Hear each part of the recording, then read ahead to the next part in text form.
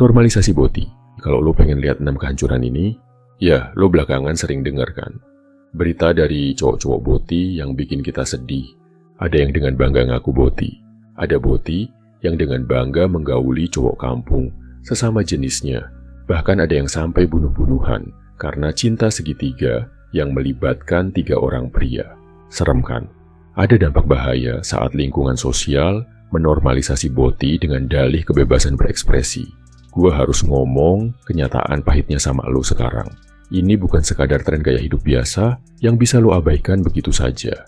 Ini adalah sebuah kemunduran peradaban yang bisa menghancurkan fondasi kehidupan lo sebagai laki-laki. Mematikan insting maskulinitas sama saja dengan melucuti senjata utama lo untuk bertahan hidup di dunia yang sangat keras dan tidak kenal ampun ini. Kehancuran pertama yang paling terasa adalah hilangnya perisai pelindung utama dalam sebuah struktur keluarga dan masyarakat.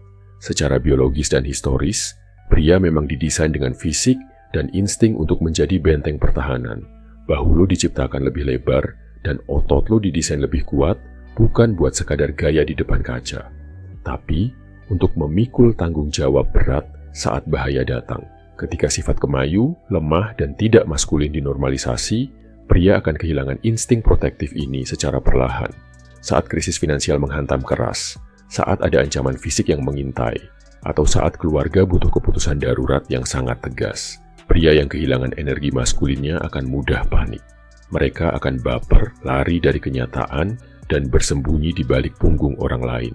Akibatnya, wanita dan anak-anaklah yang terpaksa harus maju mengambil alih peran sebagai pelindung, membuat struktur keluarga menjadi sangat pincang, rapuh, dan kehilangan rasa aman yang sejati.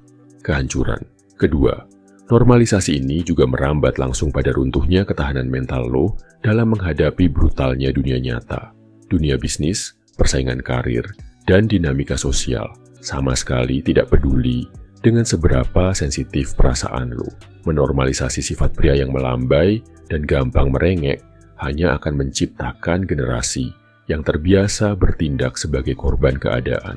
Saat mereka ditolak kerja, mereka menyalahkan sistem. Saat bisnisnya hancur bangkrut, mereka mengurung diri di kamar dan mengalami depresi berkepanjangan tanpa aksi nyata. Pria sejati dengan mentalitas baja menggunakan kegagalan dan rasa sakit sebagai bahan bakar roket untuk bangkit lebih kuat. Kehilangan sifat maskulin berarti lo membuang ketahanan mental ini ke tempat sampah. Lo bakal jadi pria yang gampang patah, gampang menyerah, dan akhirnya hanya bisa gigit jari melihat pria lain yang lebih tangguh mengambil alih semua peluang sukses di depan mata lo. Kehancuran ketiga, pria yang kehilangan ketegasan dan wibawanya adalah mangsa paling empuk bagi taktik manipulasi murahan. Ketegasan maskulin adalah radar pelindung gaib lo dari niat jahat orang lain, terutama dalam dinamika hubungan asmara. Kalau lo berubah jadi pria yang terlalu penurut, takut berdebat, dan selalu mengalah hanya demi mendapat validasi sosial, lo akan sangat mudah disetir. Cewek-cewek dengan karakter toksik atau wanita bermental parasit akan dengan sangat cepat mencium aroma kelemahan ini dari kejauhan. Mereka akan masuk ke kehidupan lo, lalu menguras habis energi lo, menyita waktu lo, dan memeras uang hasil keringat lo tanpa sisa. Mereka berani melakukan itu karena mereka tahu persis lo tidak punya nyali sedikit pun untuk menetapkan batasan yang jelas dan berkata tidak dengan suara yang lantang. Kehancuran keempat, mentalitas putih bisa membentuk cowok yang gak mau berjuang. Energi maskulin itu sangat erat, kaitannya dengan nyala ambisi, jiwa kompetisi, dan dorongan purba untuk menaklukkan rintangan. Ini adalah bahan bakar utama yang membuat peradaban manusia bisa maju sejauh ini.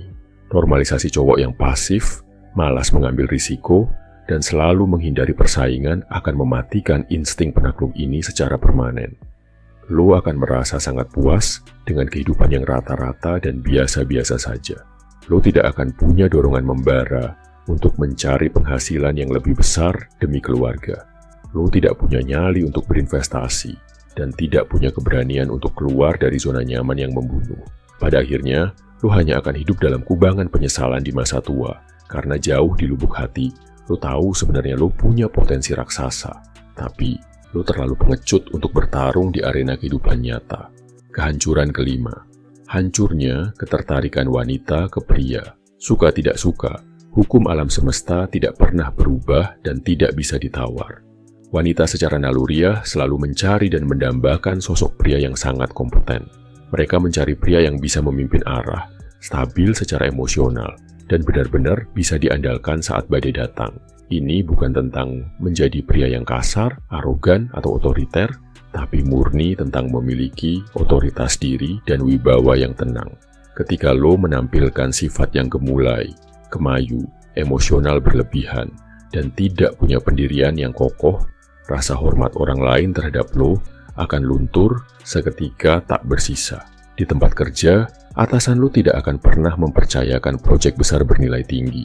Di dalam hubungan asmara, pasangan lo perlahan tapi pasti akan kehilangan rasa hormat dan ketertarikan seksualnya, karena mereka secara alamiah tidak bisa bersandar dengan tenang pada pria yang bahkan tidak sanggup memimpin emosinya sendiri.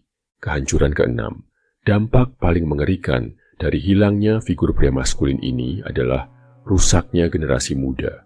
Anak laki-laki belajar bagaimana cara menjadi pria yang kuat, bertanggung jawab, dan berintegritas dari mengamati sosok pria dewasa di sekitarnya. Jika lingkungan hanya memamerkan pria-pria yang menghindari tanggung jawab dan bertingkah tidak sesuai kodrat ketangguhannya, maka anak laki-laki akan tumbuh buta arah. Mereka tidak tahu bagaimana cara mengelola emosi pria yang meledak-ledak. Mereka tidak paham bagaimana cara melindungi dan menghormati wanita dengan benar, serta tidak punya gambaran bagaimana cara memimpin sebuah keluarga kelak. Rantai pria-pria tangguh di negeri ini akan terputus total, dan masyarakat masa depan hanya akan diisi oleh sekumpulan pria dewasa yang memiliki mentalitas balita yang sangat rapuh. Mereka menganggap bersolek, berdandan, dan berbicara seperti wanita bisa bantu mereka dapat perhatian, bisa bantu mereka cari duit, dan bisa bikin mereka terkenal. Serem kan bro? Tugas lo sekarang bukan sibuk berdebat atau mengomentari orang lain di media sosial, tapi memastikan dengan sekuat tenaga bahwa racun pelemahan mental ini tidak menjangkiti pikiran dan tubuh lo sendiri. Lo harus berdiri tegak lurus pada prinsip dan kodrat lo.